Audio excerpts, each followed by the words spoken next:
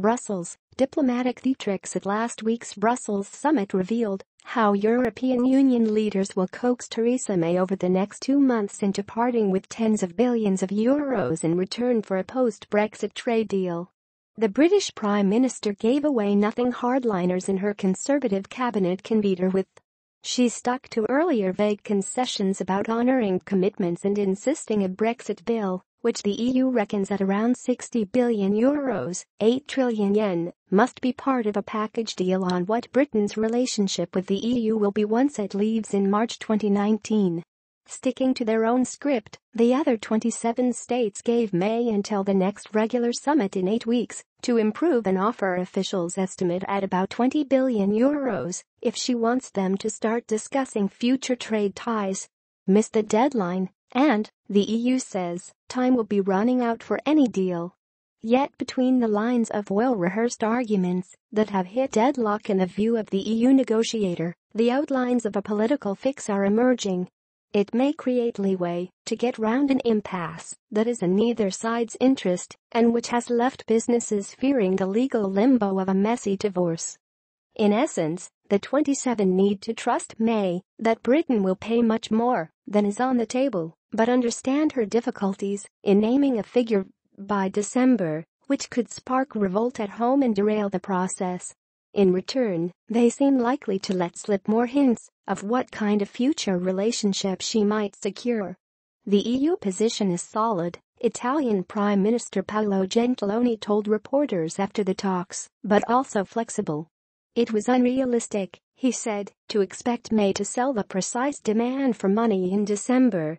Equally, she could not expect the EU to negotiate a future trade deal without knowing roughly what outstanding items Britain would pay for. But defining those items could, Gentiloni said, be done in the most politically manageable way possible for our British friends. Even the roughest of definitions will let commentators work out numbers. But as a senior diplomat from another major EU power put it, we don't want to go public with a bald figure.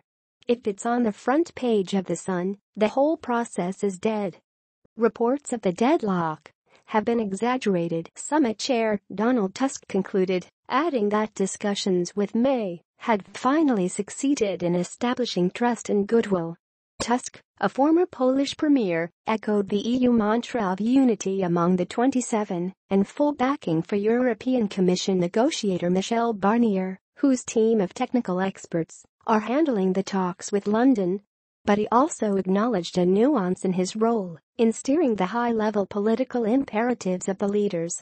That, Tusk said, meant he would be a positive motivator in the coming weeks to create a more positive narrative than what some British politicians call EU blackmail demands. Anxious not to worsen May's troubles at home, fellow leaders made an effort to demonstrate goodwill. German Chancellor Angela Merkel and French President Emmanuel Macron take a hard line on sequencing divorce talks before trade, but they huddled with May in amicable conversation for television cameras. The EU communiqué acknowledged progress on key issues, which also comprise expatriate rights and the Irish border, and instructed Barnier to begin internal EU preparations for the talks May wants on a 2-year transition period after Brexit. Tusk said EU preparations would take account of proposals presented by our British friends, an indication that, even without direct talks, May might be able to show her domestic audience an outline of how the EU sees future ties.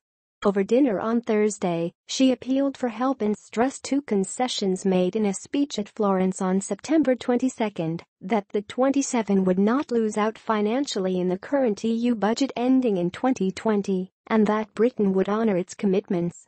Some were disappointed that she repeated Britain's rejection of the legal basis of much of the EU's demands, notably that it pay for EU commitments lasting beyond 2020. Macron, for one, said they were not even halfway toward an agreement on money. But others detected a more positive tone. Luxembourg Prime Minister Xavier Bettel said May had indicated that Britain was at least analyzing what other parts of the bill it might pay. Merkel said she had no doubt a good agreement was possible.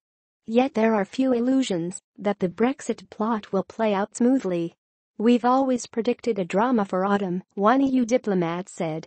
We haven't seen it yet. So maybe November.